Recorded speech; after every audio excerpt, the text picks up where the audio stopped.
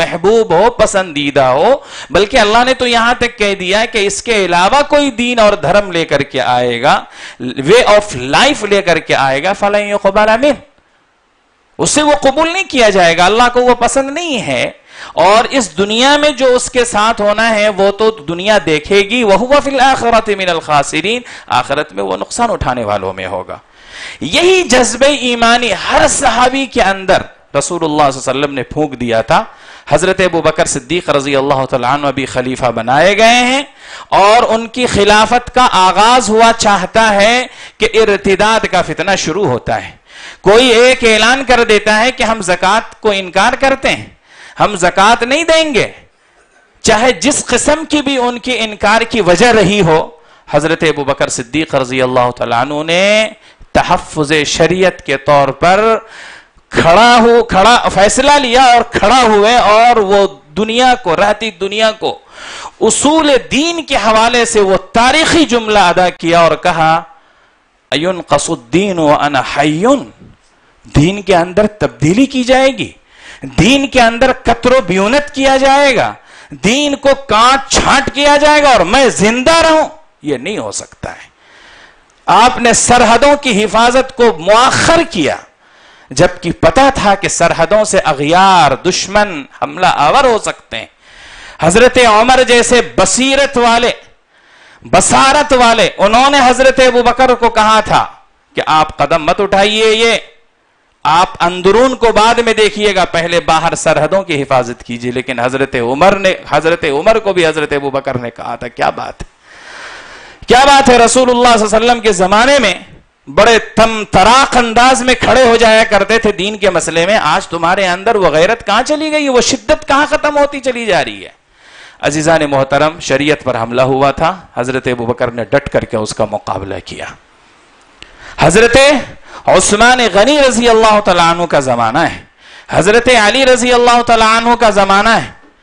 فتنہ پیدا ہوا، اور وہ فتنہ خوارج کے نام سے ہوا۔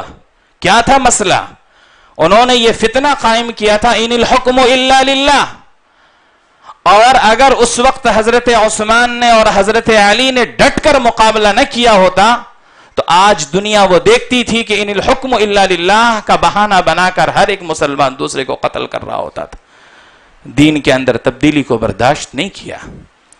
خلافت کا زمانہ ختم ہوتا ہے، ملوکیت کا زمانہ شروع ہوتا ہے۔ اس ملوکیت کے زمانے میں بھی بعض اوباش قسم کے لوگوں نے اسلام اور اسلامی شریعت کے خلاف آواز جو اٹھائی اور عقیدوں کے اندر تبدیلی لانا چاہی، تو ایک نے کہا کہ قرآن نعوذ باللہ مخلوق ہے۔ حضرت امام احمد بن حنبل رحمت اللہ علیہ سد سکندری کی طرح کھڑے ہو گئے، اور کوئی طاقت، حکومت کی ساری طاقتیں اس کے پیچھے لگ گئیں، لیکن ان کے پاؤں کے اندر ذرہ برابر بھی لرزہ نہیں انہوں نے آنے دیا، اور اپنے اس عقیدے پر جمے رہے۔ لاش نکلی، جان گئی، لیکن شریعت کو بچا کر کے وہ گئے، حفاظت کا کام انجام دیا۔ آگے آپ بڑھیں، ہندوستان میں ایمان آتا ہے، اسلام آتا ہے، پہلی صدی میں آ چکا ہوتا ہے۔ اس وقت بھی مسلمانوں نے اس کی حفاظت کا کام کیا ہے۔ مسلم حکمرانوں میں عجیب بات یہ ہے کہ ایک تاریخ، آئین اکبری کی بھی تاریخ آتی ہے کہ اکبر کو کسی نے یہ مشورہ دے دیا کہ آپ یونیفارم سول کوڈ لائیے۔ اکبر نے جو قانون بنانا چاہا تھا، چاہے اس کو آئین اکبری کہیں یا دین الہی کے نام سے موسوم کریں، اس کا یہی مقصد تھا کہ ایک ایسا قانون بنا دیا جائے جو بیک وقت ہندو، مسلم، سکھ، عیسائی جتنے بھی دین اور دھرم کے ماننے والے ہیں سب کے لیے عمل کرنا آسان ہو۔ چنانچہ اس وقت کے ایمان فروش علماء، ابو الفیض اور فیضی جیسے باصلاحیت عالم، لیکن چونکہ وہ درباری علماء تھے، انہوں نے اس کی سرپرستی کی اور باضابطہ اس نے دین الہی کے نام سے دین الہی اس نے قائم کیا۔ لیکن اللہ جزائے خیر دے، اس وقت بھی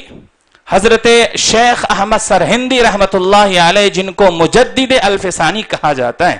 انہوں نے آواز اٹھائی، اور ایسی آواز اٹھائی کہ ایک اکیلا مرد آہن ہے اور دوسری طرف پوری مملکت ہے، مملکت خدا داد کا بادشاہ اور اس کی پوری قوت اور طاقت ایک طرف ہے اور یہ اکیلا ایک بندہ اللہ کے لیے لڑنے کے لیے میدان میں آتا ہے، اور دین اکبری کا نام کہاں ہے اور شریعت محمدی کہاں ہے، آپ سب فیصلہ کر سکتے ہیں آج۔ اس وقت بھی حملہ ہوا تھا، بدقسمتی سے